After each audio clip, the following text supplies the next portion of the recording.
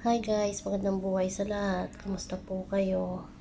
Eto po, uwian time na rin. Kalalabas lang po ng trabaho. So, kasakay po ako ngayon sa bus. Yung aking pong suking sinasakyan. At andito na po kami sa part ng Alcod. At kung makikita nyo po guys, may mga ilaw na po yung mga sasakyan kasi paggabi na po. 6 o'clock na po ng hapon dito. Kumbaga, maaga po yung gabi sa ngayon. Hindi po gaya ng last month na alas 6 na tirik na tirik pa yung araw. Pero ngayon po talagang medyo maaga yung gabi. So ito po, nandito po kami sa may part ng Alcod at medyo natagal lang kami dito sa may runabout.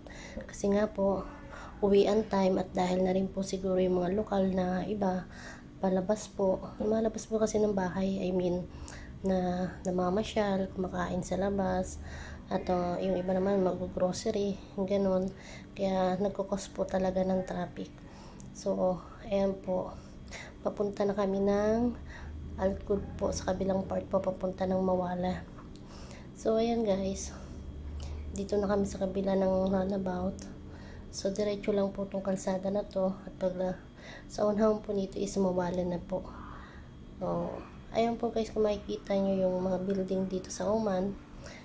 Ayan po, 8 floor lang po yata o 10 floor yung pinakamataas. Kasi yung dati po dito na presidente nila or yung dati nilang sultan, ayaw po niya ng matataas na building. Nagaya po sa Dubai, sa ibang GCC, sa Kuwait, sa Saudi, sa Qatar.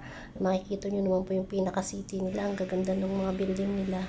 Pero dito po sa Oman, ganyan lang po yung mga pinakamataas na building. So, thank you po guys sa panonood. Mag-iingat po tayo palagi. And God bless po sa lahat. Salamat.